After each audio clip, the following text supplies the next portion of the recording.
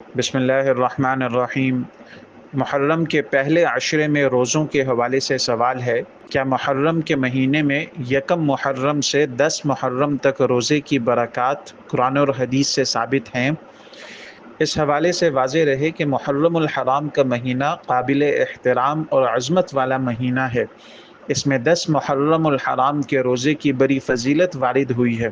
رمضان کے علاوہ باقی 11 مہینوں کے روزوں میں محرم کی 10ویں تاریخ کے روزے کا ثواب سب سے زیادہ ہے، اور اس ایک روزے کی وجہ سے گزرے ہوئے ایک سال کے صغیرہ گناہ معاف ہو جاتے ہیں۔ اس کے ساتھ 9ویں یا 11ویں تاریخ کا روزہ رکھنا بھی مستحب ہے، اور یوم عاشورہ کے علاوہ اس پورے مہینے میں بھی روزے رکھنے کی فضیلت احادیث میں وارد ہوئی ہے، نہ کہ صرف پہلے عشرے میں روزے رکھنے کی۔ اور آپ صلی اللہ علیہ وسلم نے ماہ محرم میں روزے رکھنے کی ترغیب بھی دی ہے۔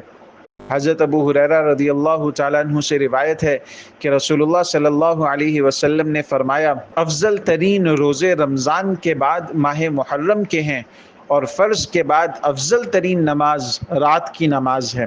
افضل الصلاة بعد الصلاة المکتوبة الصلاة في جوف اللیل، وافضل الصیام بعد شہر رمضان صیام شہر اللہ المحرم۔ اسی طرح عبداللہ بن عباس رضی اللہ تعالیٰ عنہما سے روایت ہے کہ آپ صلی اللہ علیہ وسلم نے فرمایا، جو شخص یوم عرفہ کا روزہ رکھے گا تو اس کے 2 سال کے صغیرہ گناہوں کا کفارہ ہو جائے گا، اور جو شخص محرم کے مہینے میں ایک روزہ رکھے گا اس کو ہر روزے کے بدلے 30 روزوں کا ثواب ملے گا۔ من صام یوم عرفۃ کان له کفارۃ سنتین ومن صام یوما من المحرم فلہ بکل یوم 30 یوما۔ ایک حدیث میں ہے کہ ایک شخص نے رسول اللہ صلی اللہ علیہ وسلم سے پوچھا، رمضان المبارک کے علاوہ کس مہینے میں روزہ رکھنے کا آپ مجھے حکم دیں گے؟ رسول اللہ صلی اللہ علیہ وسلم نے فرمایا، اگر تمہیں رمضان کے علاوہ کسی مہینے میں روزے رکھنا ہوں تو محرم میں رکھو۔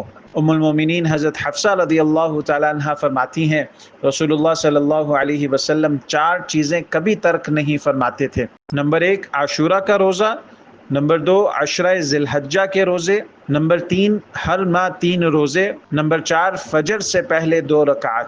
خلاصہ یہ ہے کہ محرم کے پورے مہینے میں کسی بھی دن روزہ رکھنا فضیلت کا باعث ہے، اور عاشورہ کے روزے کی بھی بہت فضیلت وارد ہوئی ہے، لیکن محرم کے پہلے عشرے کے روزوں کی مستقل فضیلت احادیث میں وارد نہیں ہوئی۔ نہ ہی رسول اللہ صلی اللہ علیہ وسلم کا معمول پورے محرم میں یا اس کے پہلے عشرے میں مستقل روزے رکھنے کا تھا، بلکہ رسول اللہ صلی اللہ علیہ وسلم نے حیات طیبہ کے آخری سال 10ویں محرم کے ساتھ 9ویں محرم کے روزے کا ارادہ فرمایا تھا۔ اس سے بھی معلوم ہوتا ہے کہ آپ صلی اللہ علیہ وسلم محرم کے پہلے عشرے میں مستقل روزے نہیں رکھتے تھے۔ اللہ تعالی ہم سب کو دین کی صحیح سمجھ نصیب فرمائے اور اس پر عمل کرنے کی توفیق عطا فرمائے۔ وآخر دعوانا ان الحمد للہ رب العالمین۔